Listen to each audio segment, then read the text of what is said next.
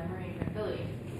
So we live in a city that has 10% of the population is from America, and in a province that gets 15,000 to 20,000 tourists per year.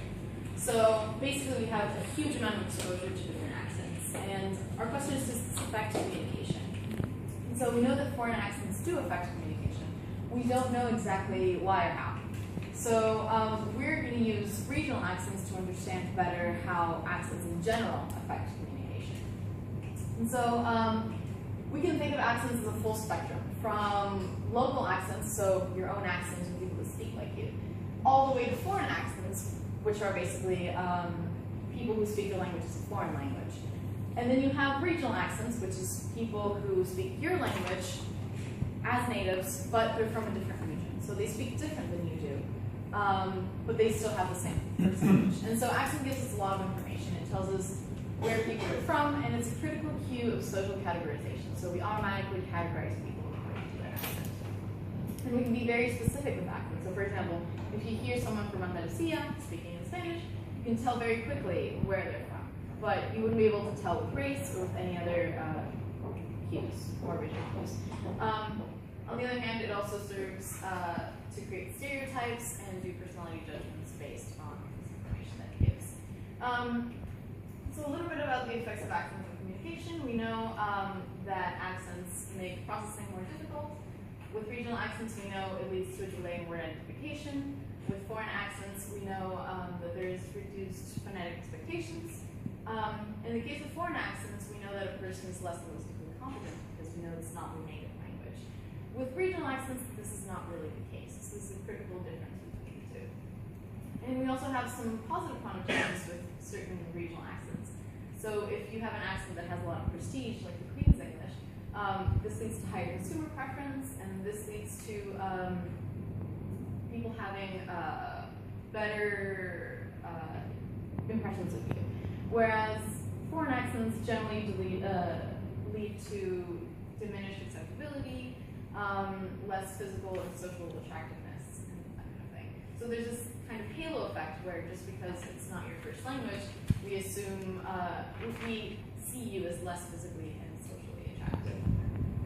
And so basically, if the effect of accent has to do with you being an in-group and an out-group member, we expect reduced memory and credibility with regional accents.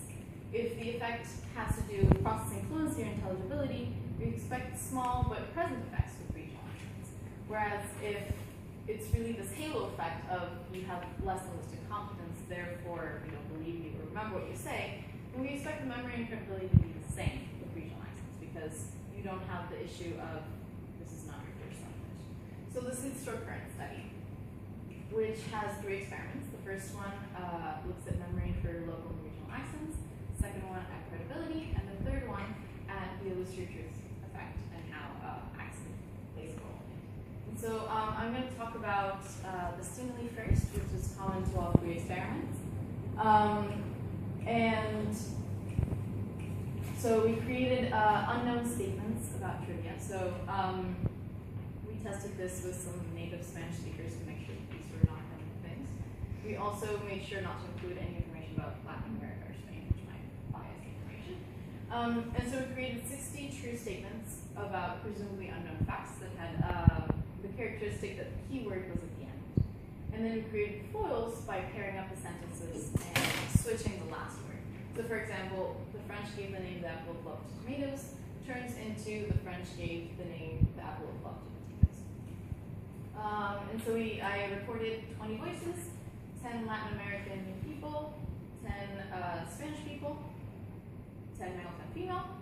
The people from Latin America were from a variety of countries and had been living in Spain for a wide range of time, but they had lived the majority of their life in Latin America. Whereas the Spanish people were all born and raised in Spain and had not lived in Latin America for over 2 years. So experiment 1 looks at memory for local and regional accents. What we did is we took 44 Spanish Catalan adults and we had them listen to 60 statements. And then we asked them to read each of the statements individually and say whether they had heard it or not. Very simple. Then we had them assess the intelligibility and the accents for each of the speakers. where they heard a sentence said by one of the speakers. They assessed how intelligible the person was, and then how strong the accent was, with Spanish being on one end and Latin American accent. And so here we see the hit rate and correct rejection rate, and an overall assessment of how they did. In green, we see what they heard in regional accents, and in blue, we see local. So from now on, green is always regional, blue is always local. And so if there was an effective accent, we would see differences in these bars. So the green and the blue would be very different. But here, there's no significant effect. They look the same. We used D prime, which is a measure of sensitivity, and which normalizes hit rate and subtracts normalized false alarm rate. And we compare the two, and still no effect. So basically, there's no effect of regional accent on memory.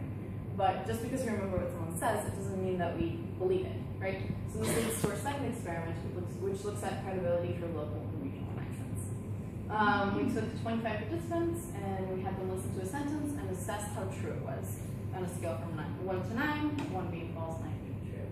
And then at the end, they did the same intelligibility and accent ratings.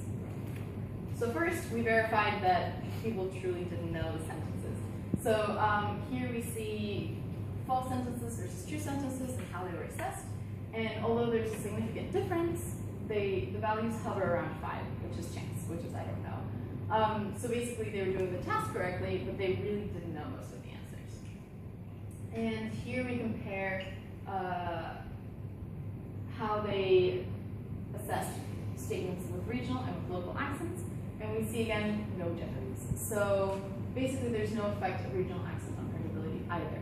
So our question is, we've seen that directly asking them, do you remember this? Do you believe this? There's no effect. So what happens if we take this a little bit more directly? And the way we assess this is by using the illusory truth effect, which basically says that just because you've heard something before, it sounds more true. So you assess it as more true. And this has to do with increased processing fluency. So something that's more fluent, you assess as more true. And this happens even when you know that the statement is false. Just because you've heard it before, you're going to say, well, it's a little less false. And so we're using this as kind of an indirect measure of memory and credibility. So we took 25 participants. We had them listen to 60 statements, 30 said by locals, 30 said by regional accents. And we told them, okay, forget about this. Now you're going to see 60 statements, and we want you to say how true or false they are. And then we did the intelligibility.